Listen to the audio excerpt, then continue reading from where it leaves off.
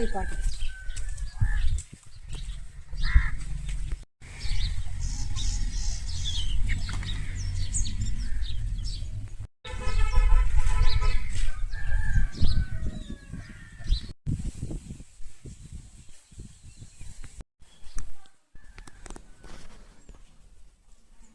ముదా పని చేస్తాడు ఆయన.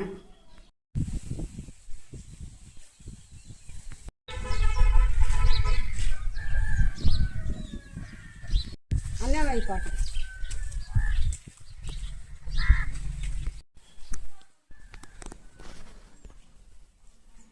ముదా పని చేస్తాడు ఆయన.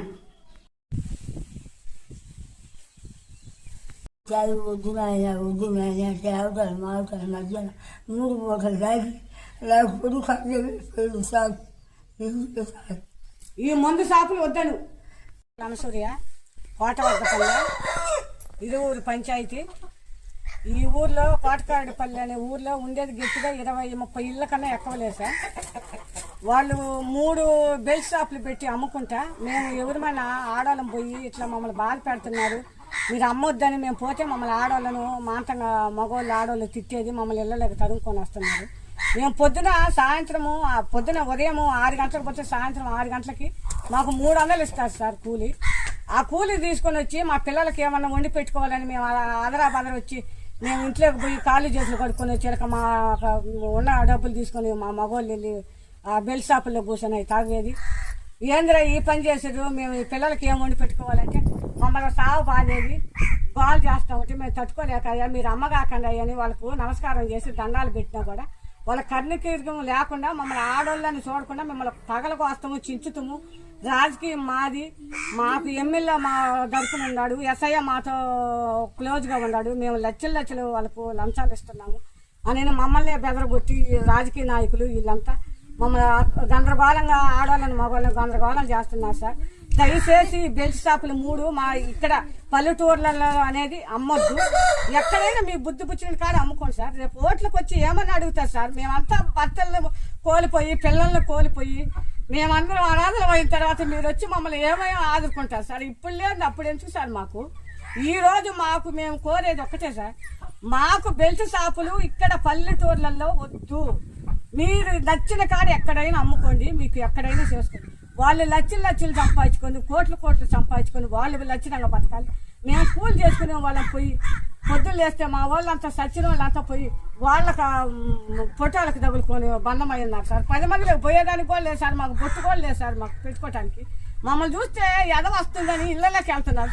మేము ఎవరికి చెప్పుకోవాలి సార్? మీకు చెప్పక మమ్మల్ని ఎందుకు సార్ మమ్మల్ని ఎట్లా? ఈ మందు షాపులేదు సార్ మాకు. ఈ బెల్ట్ షాపులు మా పల్లెల్లో వద్దనే వద్దు సార్. చాలా ఏళ్ళ కుటుంబాలు నాశనం అయిపోయారు సార్. తల్లికి పిల్ల లేక పిల్లకి తండ్రి లేక చాలా ఇబ్బందులు పడుతున్నాం సార్.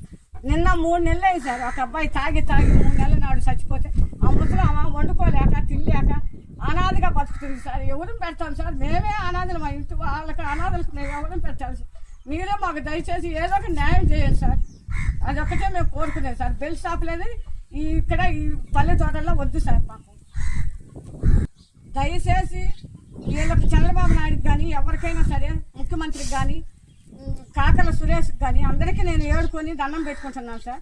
ఈ పల్లెటూరుల్లో ఈ మందు షాపులు అనేది వద్దు సార్. మమ్మల్ని దయచేసి మీరే కాపాడాలి.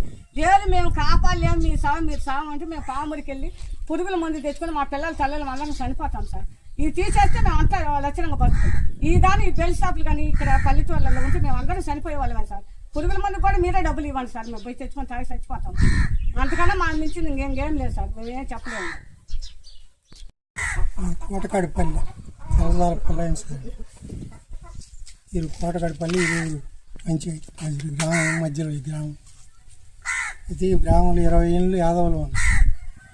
వాళ్ళు 10 ఏళ్ళ వాళ్ళు ఉంటారు, 20 ఏళ్ళ వాళ్ళు మేము 3 బెల్ట్ షాపులు పెట్టి మా వాళ్ళందరినీ ఇబ్బంది పెడుతుంది. కుటుంబాలు ఆడవాళ్ళు చిన్న పెద్దలని లేకుండా అందరూ అలవాటు పడిపోయారు. తాగుడుకు బానిసలు చెప్పిన మాట వింటాం లేదు. వాళ్ళు ఇష్టానుసారమైంది. వాళ్ళు పనికి పోవటం, వాళ్ళు తెచ్చుకోవటం, వాళ్ళు తాగటం, వాళ్ళు తినటం. ఇంట్లో వాళ్ళ పరిస్థితి ఎవరు పట్టించుకోలేదు. వాళ్ళు పట్టించుకోవటం లేదు సార్. దీనివల్ల ఏం చేయాలో అర్థం కావటం లేదు. ఇట్లా తగాదులు జరుగుతున్నాయి. ఏమన్నంటే వాళ్ళు పైకి వస్తున్నారు, ఇట్లా జరుగుతుంది. మరి ఆ అమ్మాయికి పై నుంచి మాకు ఫోన్లు వస్తాయి, మేము ఇబ్బంది పడుతున్నాం అమ్మ, మీరు ఏదో చేసుకునేది మీరు చేసుకోండి అని అన్నారంట అమ్మాయితోటి.